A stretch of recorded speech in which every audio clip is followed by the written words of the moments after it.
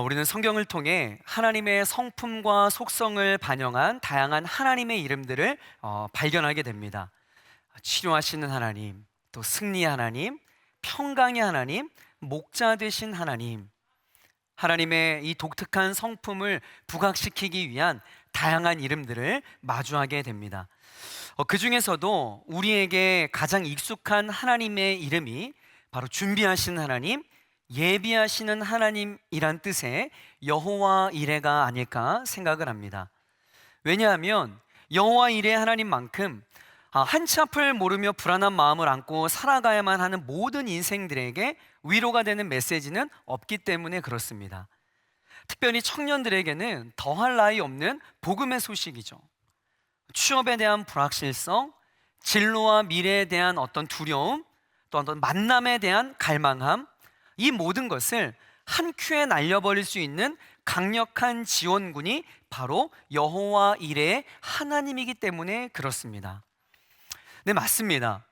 하나님께서 우리의 인생을 향해 정말 큰 그림을 가지고 계시고 또 우리 인생 가운데 필요한 것들을 채우시고 예비해 두십니다. 그리고 실제로 하나님께서 그 모든 것들을 그렇게 일하십니다. 준비하고 계세요.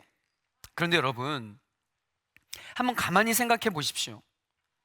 여러분이 살아온 인생의 궤적들 속에 과연 하나님께서 그때그때마다 여러분들이 생각했던 그 모든 것들을 빈틈없이 짠 하고 예비해 두셨던가요? 그러면 청년 실업 문제는 해결되어 있어야죠.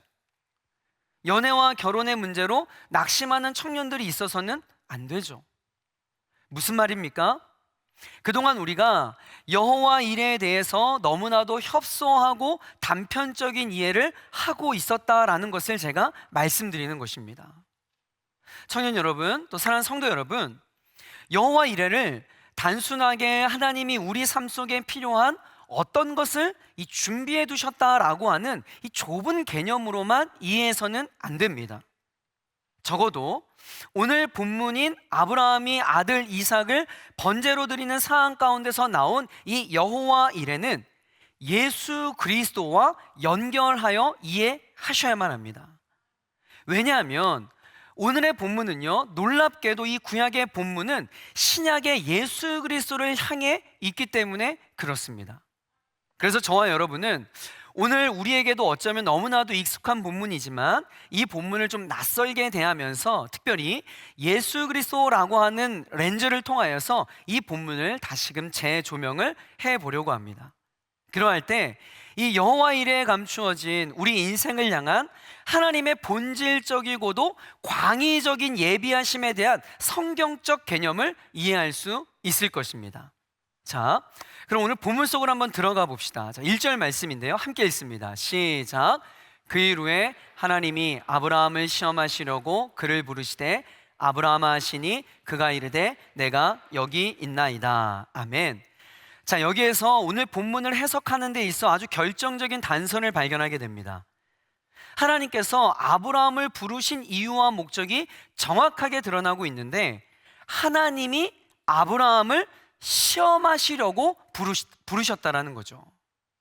그러니까 제일 먼저 이삭을 번제로 드리는 이 사건은요, 그냥 어쩌다 우연히 일어난 일이 아니라 하나님께서 분명한 어떠한 의도를 가지고 계획하신 사건이라는 것입니다.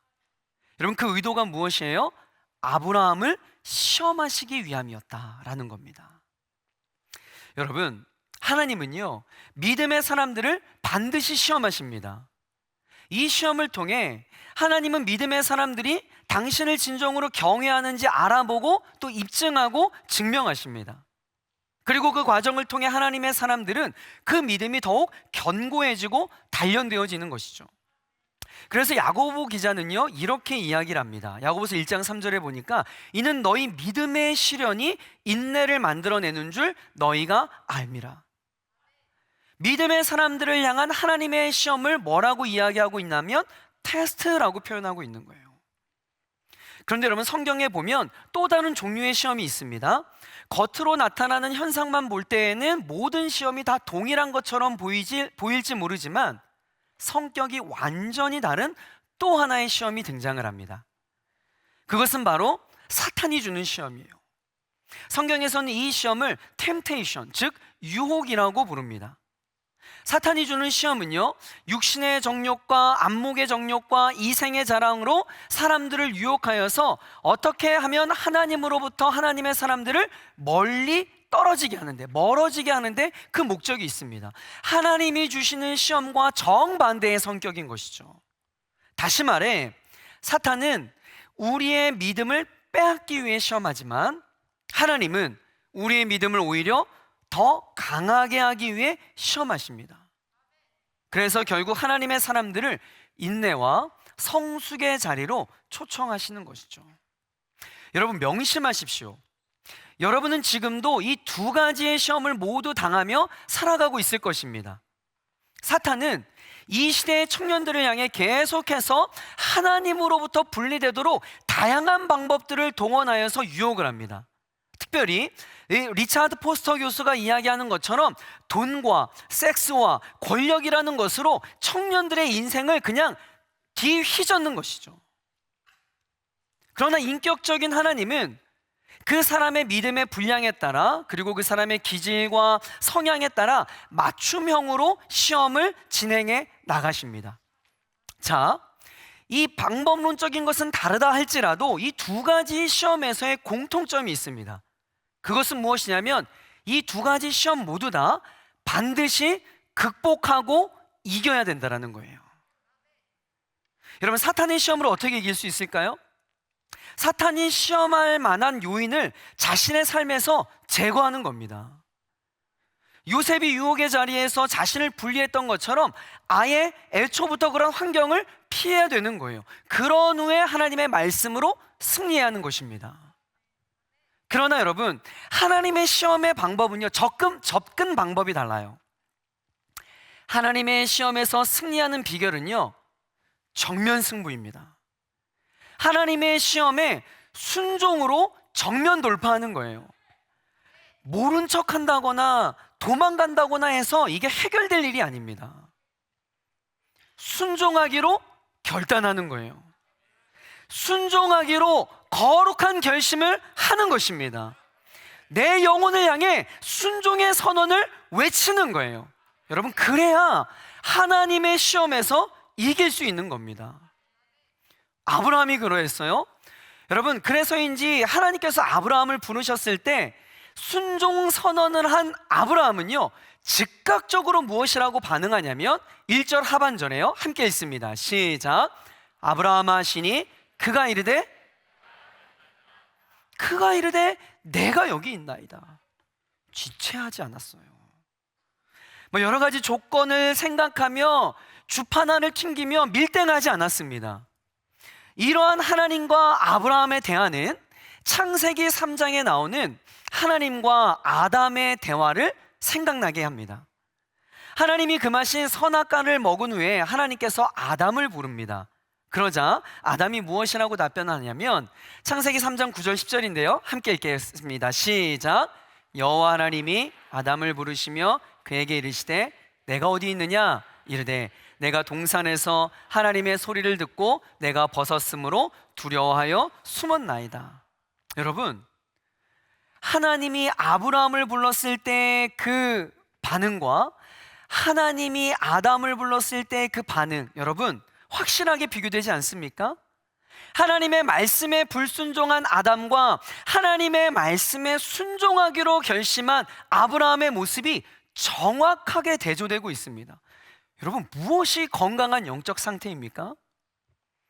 사랑하는 렘넌트 청년 여러분, 사랑하는 성도 여러분, 우리는요 언제든지 하나님께서 부르시면 주님 내가 여기 있나이다 말씀하옵소서, 주의 종이 듣겠나이다 라고 답할 수 있는 거룩한 결심의 순종 선언자들이 되기를 주의 이름으로 간절히 축복합니다.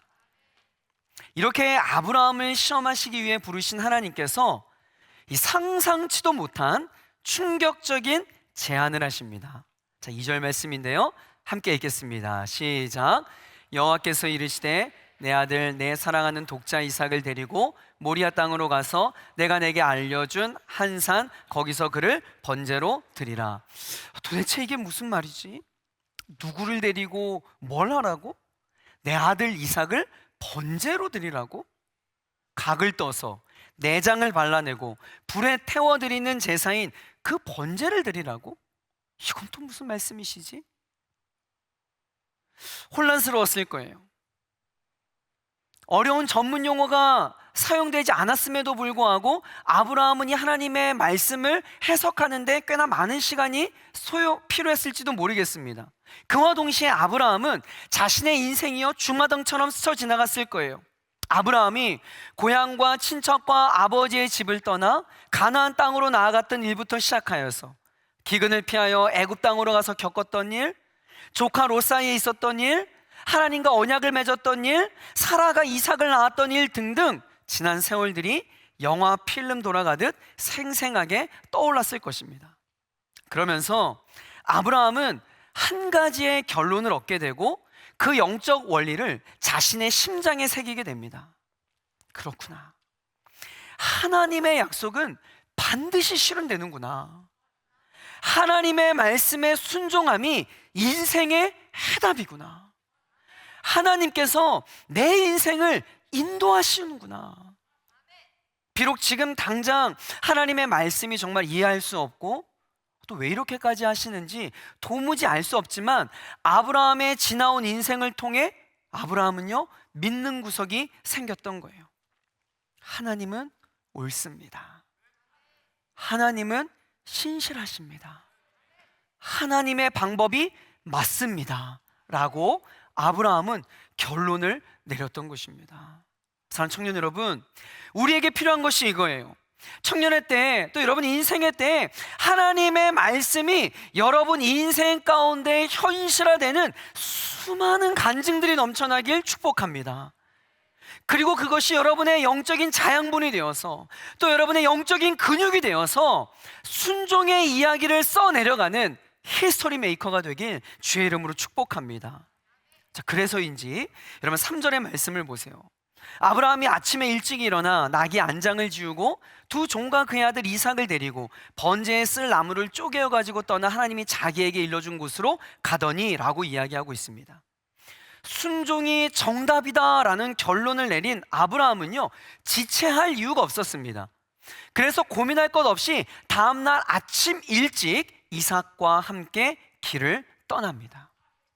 그리고 3일의 여정을 통해 드디어 모리아산 초입에 도착을 해요. 그런데 여기에서 아브라함의 행동 중에 우리가 눈여겨봐야 할 부분이 있습니다. 5절 상반절에 보면요 이 아브라함이 종들에게 이르되 너희는 나귀와 함께 여기서 기다리라 라고 이야기를 합니다. 아니 어찌하여 아브라함은 3일 길을 함께 왔던 두 종을 모리아산 초입에서 기다리라 하고 대동하지 않았을까요? 효율성을 따진다면 두 종 데리고 간다면 뭐 길도 안내할 것이고 그 또 무거운 짐도 들어주어 편했을 텐데 왜 이러한 효율성을 저버렸던 것일까요? 여러분 여기에 아브라함의 순종의 전략이 있었던 겁니다. 여러분 아브라함은 혹시나 그가 이삭을 번제로 바치는 일을 이 종들에게 이 상황을 설명하고 하나님께서 말씀하셔서 내가 지금 이삭을 번제로 드리러 가는 길인데 이렇게 한다고 해도 너가 더 이상 나를 방해해서는 안 돼 설명한다고 한들 이 두 종들이 그걸 이해를 하겠습니까? 그래서 아브라함은 이삭을 번제로 바치는 일을 종들이 방해할 수도 있다는 생각에 아예 그 가능성을 배제해버렸던 거예요. 여러분 이처럼 순종을 위해 그의 환경과 주변을 정리하는 모습은요 이 시대의 남은 자들인 저와 여러분들에게 큰 영적인 인사이트를 제공합니다. 여러분 왜 우리가 순종의 걸음에 실패합니까? 우리가 순종의 중요성을 인식하지 못해서인가요? 아니요. 왜 우리가 수련회 때 은혜 받고 내 삶의 변화를 위한 결단을 하여도 번번이 실패하는 것일까요? 온전한 순종을 할 수 있도록 거룩한 결심에 대한 실천을 할 수 있도록 전략적인 접근을 해야 하는데 그동안 우리에게는 그러한 전략이 없었더라는 거예요. 사랑하는 청년 여러분, 사랑하는 성도 여러분, 순종의 거룩한 결심을 하셨습니까? 그렇다면 제일 먼저 순종의 걸음을 내딛는 것에 방해가 되는 환경들을 제거하고 주변을 정리하는 지혜가 반드시 필요합니다. 아브라함은 환경적 요인마저 하나님께 순종하는 것에 최적화되도록 세팅하고 있었던 거예요. 하늘의 전략이 있었던 것이죠. 여러분, 예를 들면 이런 것이죠. 우리가 이제 다음 주 27일 월요일부터 청년국 특세가 3일 동안 진행이 됩니다. 하나님께서 주신 마음이 있어서 이 새학기의 시작을 기도로 깨우겠다라고 신청도 하고 다짐도 합니다. 여러분, 이번 특세가 정말 중요한 영적인 의미가 있어요. 수련 때 받은 은혜를 감정적인 것들로 끝나는 것이 아니라 신앙의 뿌리를 내리는 그 출발점이 특세가 될 거예요. 새로운 새학기를 기도의 무릎으로 나가고자 하는 우리 신앙 고백이 이 특세에 담겨져 있는 겁니다. 그래서 하나님 주신 마음이 있어서 신청하고 결단을 합니다. 그럼 여러분 어떻게 해야겠어요? 간단하죠. 특세 개근을 삶의 우선순위에 두고 일찍 퇴근해서 집에 와서 일찍 잠자리에 들고 환경적인 요소를 정리해야 되는데 새벽 2시까지 넷플릭스 보는 거예요. 화이팅 박연진, 브라보, 멋지다 윤진아, 지금 되게 신나, 막 이거 묵상하고 있는 겁니다. 아침에 일어나니까 이미 출근 시각도 지각인 거죠. 순종에 대한 결단은 하지만 순종을 향한 자세가 되어 있지 않은 거예요. 사랑하는 청년 여러분, 하나님의 말씀에 대한 순종이라고 하는 확실한 삶의 목표가 생기셨다면 순종의 걸림돌이 되는 모든 장애물을 제거할 수 있는 삶의 전략, 하늘의 전략을 붙드시길 주의 이름으로 간절히 축복합니다. 자, 드디어 아브라함과 이삭만이 모리아산 정상을 향해 나아가요. 6절의 말씀입니다. 자, 함께 읽을게요. 시작. 아브라함이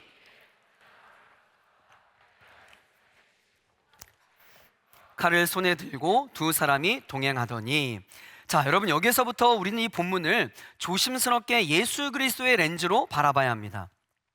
자, 산 제물로 이삭을 드리는 번제, 그리고 번제를 드리라고 지시한 모리아산, 번제로 제물을 태우기 위한 나무를 가져다가 이삭의 등에 지우는 모습. 여러분, 지금 이 모든 단서들이 무엇을 향해 가고 있는지 여러분 눈치채셨나요? 이 모든 단서들은 지금 예수 그리스도의 십자가 사건을 주목하고 있음을 여러분 캐치해야 됩니다. 여러분, 번제라고 하는 제사는요, 기본적으로 대속의 의미가 있는 겁니다. 다른 사람의 죽음을 대신하는 제물의 의미가 내포된 게 이 번제예요. 번제. 결국 먼 훗날 이 땅에 하나님의 아들 예수 그리스도가 온 인류의 죄를 대속하는 번제로 바쳐질 것을 예표하고 있는 상징적 단어입니다. 여러분, 모리아산, 이 장소 역시 아주 매우 중요한 의미가 있어요. 여러분, 모리아산은 예루살렘입니다. 그곳에 나중에 솔로몬 성전이 세워지죠. 바로 예수님이 이 모리아산에서 죽으신 거예요. 예수님의 생애의 그 절정인 십자가 사건의 장소가 바로 이 모리아산입니다. 그뿐만이 아니에요. 번제 나무를 등에 짊어진 이삭의 모습, 장차 자신이 달려 돌아가실 십자가를 지시고 골고다 언덕을 오르게 될 예수 그리스도의 희생의 걸음걸음을 떠오르게 만듭니다. 그러니까 여러분, 창세기 22장의 이야기는 궁극적으로 아브라함과 이삭의 이야기를 뛰어넘어서 우리를 위해 독생자 예수를 십자가에 못 박기까지 하신 하나님의 사랑 이야기인 거예요. 더 나아가 단순히 이삭을 대신할 이 번제의 제물을 미리 예비하신 여호와 일의 그 하나님을 뛰어넘어서 우리의 죄를 위해 십자가에 달려 돌아가실 구원자 예수 그리스도를 예비하신 우리의 구원을 위한 여호와 일의 하나님을 우리는 이 창세기 22장에서 만나보게 된다는 거죠. 죄로 인해 죽을 수밖에 없었던 저와 여러분을 향한 영원한 생명으로의 초대, 누구든지 예수를 주라 고백하면 얻게 되는 영원한 생명의 예비하심이 가장 풍성한 여호와 일의 하나님인 줄 여러분 믿으시길 바랍니다. 사랑하는 청년 여러분, 여러분의 인생 가운데 하나님께서 도대체 나를 위해 뭘 예비해 두셨지?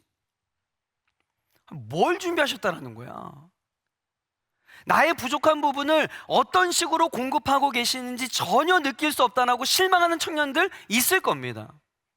왜 하나님은 나에게 어떠한 예비하심도 없냐며 하나님께 삐져 있고 서운해하고 있는 청년들 많이 있는 줄 알아요. 그러나 여러분, 전혀 그렇지 않아요. 여러분의 인생을 조각조각 단편적으로 바라보지 말고 여러분 영원의 관점으로 한번 바라보십시오. 그러면 여러분을 향한 하나님의 놀라운 예비하심이 보일 것입니다. 하나님께서 한 번 택하신 그의 자녀들은요, 하나님께서 끝까지 책임지십니다. 주님 품에 안기는 그날까지 하나님은 그의 자녀들을 견인해 가세요. 성도의 견인, 여러분 하나님께서 끌고 가신다라는 겁니다. 책임지신다라는 거예요. 그래서 때때로 우리가 실수하고 넘어질 때도 있고 또 죄의 유혹을 받아서 죄짓고 하나님의 마음을 아프게 할 때도 있을 겁니다. 그러나 결국에는 하나님의 자녀들의 궁극적인 구원을 하나님께서 그분의 열심으로 끌고 가신다라는 거예요. 예비하신다라는 겁니다. 준비해 두셨다라는 거예요. 여러분, 이것보다 더 완벽한 예비하심이 어디 있습니까? 이것이 바로 우리의 영혼을 위한 여호와 이레의 하나님인 줄 믿으시길 바랍니다. 번제나무를 등에 짊어진 이삭은 아버지 아브라함을 따라 나서요. 아버지와 아들은 한동안 아무런 말이 없이 걷기만 합니다. 묘한 분위기가 흐르고 있어요. 얼마나 시간이 흘렀을까요? 정적을 깨뜨리는 두 부자의 대화가 어렵게 시작이 됩니다. 이삭이 묻습니다. 이삭이 그 아버지 아브라함에게 말하여 이르되 내 아버지여 하니 그가 이르되 내 아들아 내가 여기 있노라. 이삭이 이르되 불가나무는 있거니와 번제할 어린 양은 어디 있나이까. 어린 나이였지만 이삭도 알거든요. 뭔가 심상치 않은 분위기를 감지했던 겁니다. 딱히 무엇나 설명할 수는 없지만 평상시와는 다른 뭔가 애매한 그 분위기를 느꼈던 거예요. 이삭은 출발할 때부터 너무나 궁금했지만 묘한 분위기 속에서 차마 물어볼 수 없었던 그 질문을 어렵게 꺼내는 거죠. 아버지, 불가나무는 여기 있는데 이상하게 이번엔 좀 뭔가 다르네요. 양이 보이질 않아요. 애써 태어난 척 질문을 합니다. 이삭은 자신이 바로 그 어린 양이라는 사실은 꿈에도 생각지 못하고 던진 질문이었어요. 그 질문을 들은 아버지의 심정이 어떠했을까요? 자신의 손으로 자식을 내려쳐야만 하는 아비의 심정, 여러분 이 세상의 언어로 표현할 수 없는 마음이었을 거예요. 예수 그리스도를 십자가에 달리게 하실 때에 그 성부 하나님의 고통을 부분적으로나마 보여주고 있는 것이죠. 여기서 무너지면 안 돼. 다시 독한 마음을 품고 아브라함은 침착하게 답변을 합니다. 8절의 말씀이에요. 함께 읽을게요.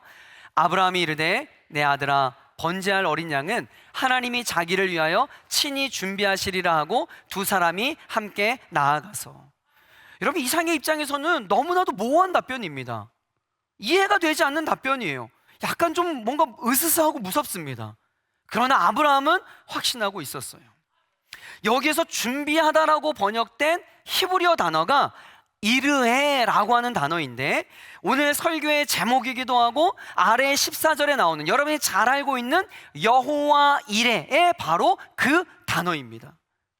여러분 이 단어의 원어적인 의미가 자신이 스스로 조달하다, 보살피다, 돌보다 라는 뜻을 가지고 있어요. 그러니까 아브라함은 하나님께서 이번 모리아산 제사를 직접 하나님이 주관하실 뿐만 아니라 제물로 쓸 것을 손수 장만하셨다라는, 그게 어떠한 방법인지는 모르겠지만 확신이 있었던 거예요. 현재 우리가 알 수 없는 것들을 하나님이 먼저 내다보시고 우리를 위해 최고의 것을 준비하실 것이란 믿음의 고백이 이 아브라함에게는 있었다라는 거죠. 여러분 믿음이 뭐예요? 이천 하나님께서 내 삶을 지키시고 준비해 주심을 믿는 거 아닙니까? 여러분 믿음은 정신력이 아니에요. 믿음은 자기 의지가 아닙니다. 믿음은 막연한 미래에 일어날 어떠한 기대감도 아니에요. 하나님의 약속과 하나님의 일하심을 신뢰하는 겁니다. 여러분 그것이 믿음이에요. 아브라함에게 그 믿음이 있었다고요. 하나님을 향한 아브라함의 믿음이 얼마나 견고했는지 그 힌트를 얻을 수 있는 표현이 5절에 나옵니다. 자, 우리 5절 한번 읽어볼까요? 시작. 예, 아브라함이 종들에게 이르되 너희는 나귀와 함께 여기서 기다리라. 내가 아이와 함께 저기서 가서 예배하고 우리가 너희에게로 돌아오리라 하고. 아멘. 여러분 발견하셨나요? 여기에서 중요한 단서가 무엇이냐면 우리가 너희에게로 돌아오리라. We will come back. 우리가 돌아오리라. 다시 말해 아브라함은 모리아 산에서 자신의 사랑하는 아들 이삭을 번제로 드리러 가면서도 번제를 끝내고 돌아온다라는 말의 주어로 우리라는 복수형을 사용하고 있다는 거예요. 아브라함 혼자 돌아오는 것이 아니라 아들 이삭과 반드시 살아서 함께 돌아오겠다라고 하는 믿음의 선포였던 거예요. 여러분, 과연 이러한 아브라함의 믿음을 어떻게 우리가 평가하고 해석해야 될까요? 신약의 히브리서 기자는 이러한 아브라함의 믿음을 이렇게 평가합니다. 자, 히브리서 11장 19절 함께 읽습니다. 그가 하나님이 능히 이삭을 죽은 자 가운데서 다시 살리실 줄로 생각한지라 비유컨대 그를 죽은 자 가운데서 도로 받은 것이니라. 아멘. 여러분, 놀랍게도요, 이것은 아브라함의 부활신앙이었어요. 아브라함은 번제물로 아들 이삭이 죽더라도 그를 요구하신 하나님이 반드시 다시 살리실 것이라는 부활의 확신을 가지고 있었다는 겁니다. 여러분, 부활신앙이야말로 이 세상을 이기는 강력한 무기인 줄 믿습니다. 현실을 초월하여 승리할 수 있는 능력이 바로 부활신앙이에요. 여러분, 부활신앙은 한마디로 내가 죽어도 살고 망해도 승리한다라고 하는 확신입니다. 이 부활신앙은 하나님께 대한 절대 믿음인 것이죠. 여러분, 베드로 보세요. 예수님께서 배 위에 있는 베드로에게 나와 물을 걸으라라고 이야기합니다. 베드로에게는 부활신앙이 있었다고요. 예수님을 향한 절대적 믿음이 있었다고요. 베드로는 무엇이라고 생각했냐면 내가 믿음으로 이 물 위를 걷거나 빠지더라도 우리 예수님께서 나를 건져주실 것이다. 여러분, 이게 부활신앙이라는 것입니다. 그렇기 때문에 우리는 예수 그리스도를 바라볼 뿐만 아니라 더 나아가 부활의 신앙을 가져야 돼요. 부활의 신앙. 부활의 신앙을 가진 사람들의 특징이요, 좌절 안 합니다. 실망하지 않아요. 하찮은 일들에 그렇게 마음 어려워하지 않습니다. 나를 죽인다 해도 포기하지 않고 어떤 고난과 손해가 따른다 해도 그리스도를 끝까지 쫓아가는 거예요. 그런데 여러분, 이것을 아셔야 돼요. 여러분, 부활은 무엇을 전제로 하는 단어입니까? 뭐가 있어야 부활이 있죠? 부활은 무엇을 전제로 합니까? 죽음을 전제로 하는 단어예요. 다시 말해 우리가 참으로 자신을 부인하고 죽어본 적이 없는 한 여러분, 부활의 기적을 경험할 수가 없는 겁니다. 우리가 이 땅에서 가장 값진 것을 하나님께 내어드리지 못한다면 다시 새롭게 태어나는 기적을 경험할 수 없다라는 말과 같은 맥락이에요. 그래서 여러분, 우리가 좀 전에 읽었던 본문의 5절 말씀에서는 아브라함에게 있어 가장 소중한 독자 이삭을 내어드리는 죽음의 행위를 무엇이라고 표현하고 있냐면 놀라운 표현입니다. 내가 아이와 함께 저기 가서 무엇을 한다고요? 무엇을 한다고 이야기합니까? 여러분, 예배에 대한 놀라운 정의예요. 여러분, 예배는요, 드림입니다. 그것도 하나님이 달라고 하시는 것을 드리는 거예요. 나의 가장 소중한 것을 하나님께 드리는 것입니다. 여러분, 그런 관점으로 본다면 우리의 예배가 얼마나 가벼운지 몰라요. 우리의 예배는요, 희생이 없습니다. 그저 하나님께 나의 필요한 것을 달라고만 하고 얻어가려고만 하지, 여러분, 희생이 없는 순종은요, 능력이 없어요. 하나님 믿으면서 세상의 것들 챙길 거 다 챙기고 가질 거 다 가지면서 믿음 생활을 하려고 합니다. 그러나 하나님은 오히려 그런 것들을 내려놓으라고 하세요. 죽어야 부활을 경험할 수 있다고 이야기합니다. 여기에서 진짜 예배, 진짜 믿음의 여정이 시작되는 거예요. 여러분, 드디어 모리아 정상에 아브라함과 이삭이 도착을 합니다. 오늘 본문의 클라이막스에 다다랐어요. 자, 우리 9절과 10절 우리 함께 읽어볼게요. 시작. 하나님이 그에게 일러주신 곳에 이른지라 이에 아브라함이 그곳에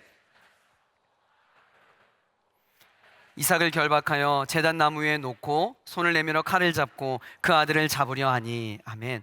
여러분, 아브라함은 제단을 쌓고 제물을 태울 나무를 버려놓습니다.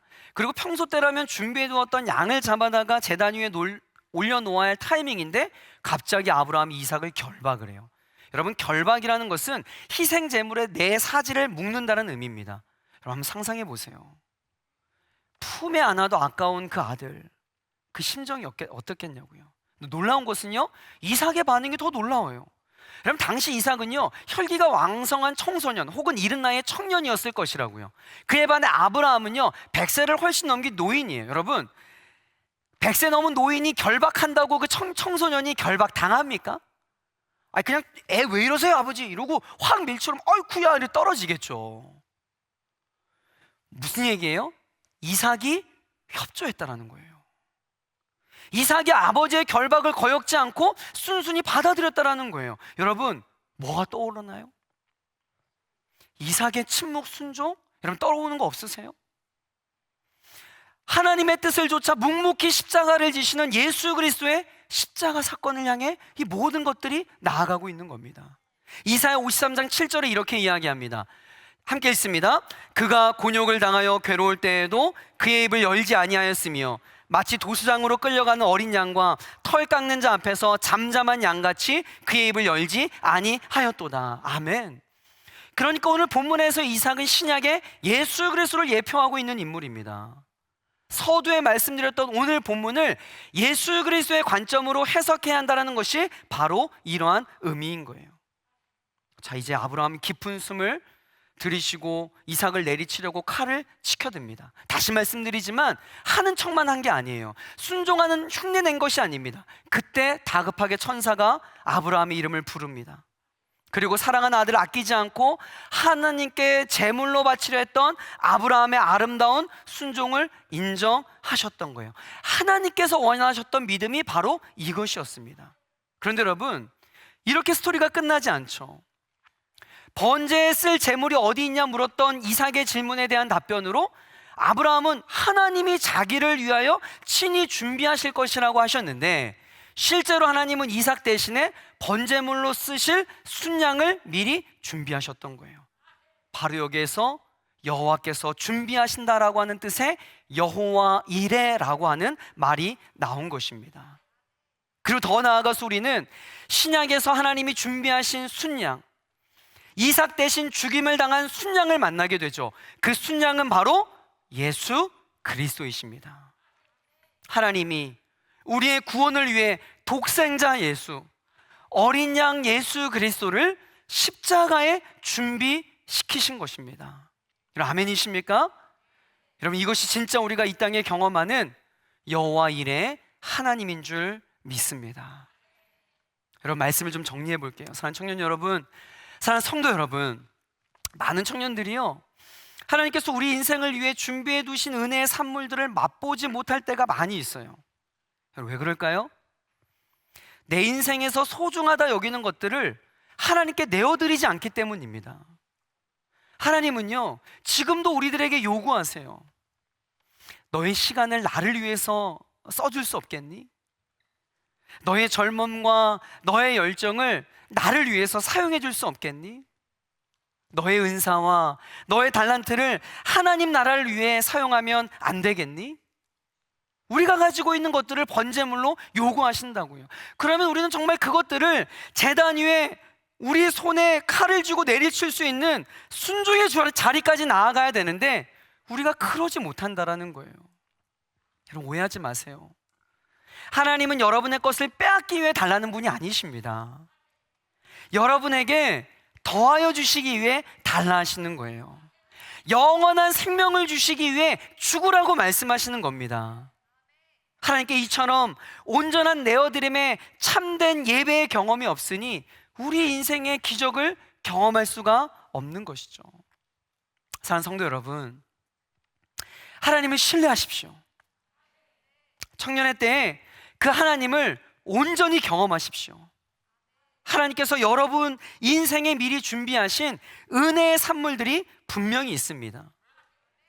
오늘 이 말씀을 듣는 가운데서도 이 말씀이 잘 가슴에 와닿지 않고 납득되지 않는 청년들이 있을지도 모르겠습니다. 왜냐하면 우리는 인생 가운데 하늘에 이글거리는 태양을 보기 원하는데 아무리 봐도 내 인생의 하늘은 구름뿐이기 때문에 그래요. 나를 예비하신 것들이 아무것도 보이지 않는 것 같아 하나님께 불평할지도 모르겠습니다. 그런데 여러분, 하나님은요, 그 구름 속에 은혜의 비를 준비하고 계시는 줄 믿습니다. 시편 147편 8절과 9절은 이렇게 이야기를 합니다. 우리 함께 읽겠습니다. 시작. 그가 구름으로 하늘을 덮으시며 땅을 위하여 비를 준비하시며 산에 풀이 자라게 하시며 들짐승과 우는 까마귀 새끼에게 먹을 것을 주시는도다. 아멘. 하나님께서 예비하시고 준비하신 비를 통해 산에 풀이 자라게 하고 여러분을 먹이시고 입히신답니다. 그리고 여러분 인생을 푸르르게 하신대요. 이것이 바로 여호와 이레의 하나님입니다. 우리는 구름만 보입니다. 어찌 우리가 구름 속에 감추어진 비를 볼 수 있겠습니까? 여러분, 그렇기 때문에 믿음이 필요한 거예요. 그 믿음으로 구름 속에 감추어 두신 하나님의 은혜의 비를 볼 수 있기를 주의 이름으로 간절히 축복합니다. 사랑하는 청년 여러분, 무엇보다 하나님께서 우리에게 영원한 생명을 주시기 위해 예수 그리스도의 십자가를 예비해 주셨음을 잊지 마시길 바랍니다. 우리의 삶이 힘들어도 고단해도 때로는 내 뜻대로 되지 않아도 여러분, 분명한 것, 제가 정말 확신 있게 말씀드릴 수 있는 것, 분명한 것은 하나님께서 저와 여러분을 그 구원의 길로 영원토록 인도하신다라는 사실입니다. 청년 여러분, 성도 여러분, 여호와 이레의 하나님을 기대하길 주의 이름으로 간절히 축복합니다. 이 시간 우리 함께 주신 말씀 가슴에 새기며 함께 찬양했으면 좋겠는데요, 우리 가능하시면 우리 그 자리 좀 다 일어나서, 우리 아까도 찬양했습니다. 우리 비 준비하시니라는 찬양인데요, 하나님, 우리가 구름 속에 감추어둔 하나님의 은혜의 비를 보길 원합니다. 이런 믿음의 고백으로 함께 찬양하며 나아가겠습니다. 우리 주는 위대하며 능력이 많으시도다. 그의 지혜 무궁하며 인자는 영원하도다. 다시 한번요. 우리 주는 위대하며 우리 주는 위대하며 능력이 많으십니다. 능력이 많으시도다. 아멘. 그의 지혜 무궁하며 인자는 영원하도다. 상한 자를 고치시며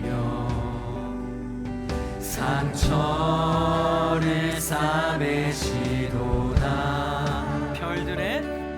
별들의 수를 세시며 이름을 붙이셨도다. 그가 구름으로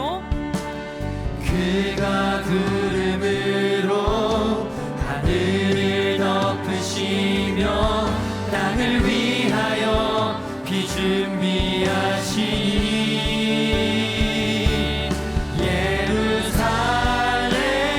예루살렘아 여호와를 찬송할지어다. 내 하나님을 감사함으로 주 앞에 나가며 주 임재 앞에 경배해. 그가 구름으로 하늘을 덮으시며 땅을 위하여 비 준비하시니 그가 구름으로 하늘을 덮으시며 땅을 위하여 비 준비하시니 우리 거룩한 손 높이 들고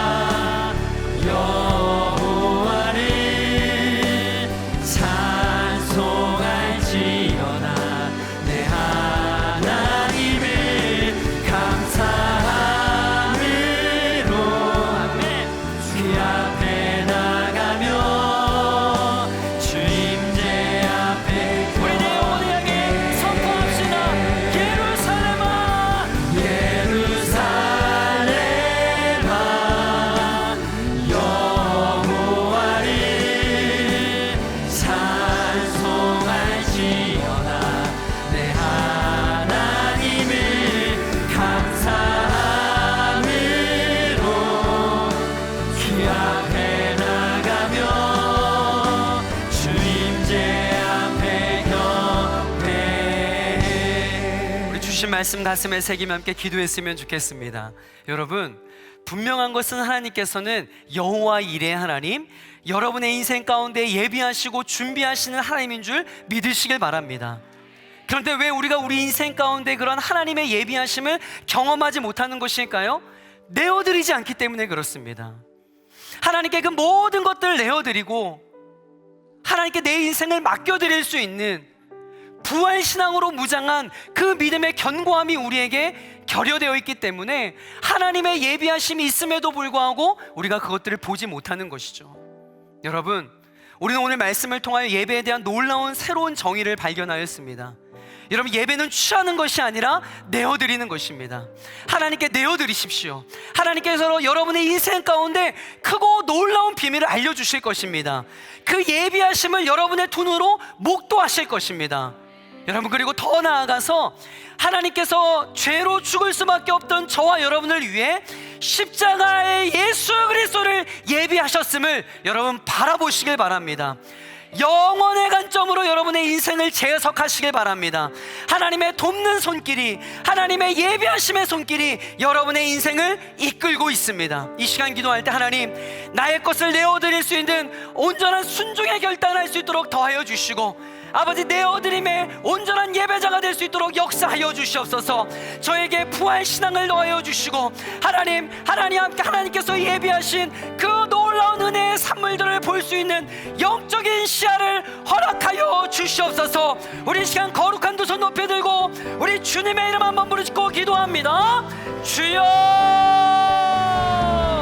하나님 아버지, 그렇습니다.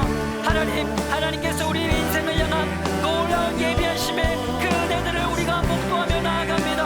하나님께서 예비하시고 하나님께서 준비하신 그 놀라운 은혜의 산물들을 우리가 영원의 관점으로 바라볼 수 있도록 주여 우리의 눈을 열어 주시옵소서. 하나님, 왜 많은 사람들이 하나님의 예비하심의 흔적들을 보지 못하는 것입니까? 왜 많은 사람들이 하나님께서 여전히 쌓아두시고 예비하시고 준비하셨음에도 불구하고 그것에 감사함으로 받아들이지 못하는 것입니까? 하나님, 우리가 취하려고만 했던 우리 아버지 믿음 없음을 용서하여 주시옵소서. 내어드리길 원합니다. 하나님께 온전히 내어드리길 원합니다. 하나님, 내어드릴 때에 하나님께서 더 좋은 것으로, 더 크고 풍성한 것으로 우리의 삶을 채우실 것을 믿사오니, 하나님, 우리 청년들에게 놀라운 믿음의 분량을 허락하여 주시고 부활의 신앙으로 아버지 온전히 설 수 있도록 주님 역사하여 주시옵소서. 하나님, 우리의 눈을 들어 구름 뒤에 갇혀진 아버지 그 은혜의 소낙비를 보기를 원합니다. 예루살렘아, 내 영혼아, 여호와를 찬양할지어다.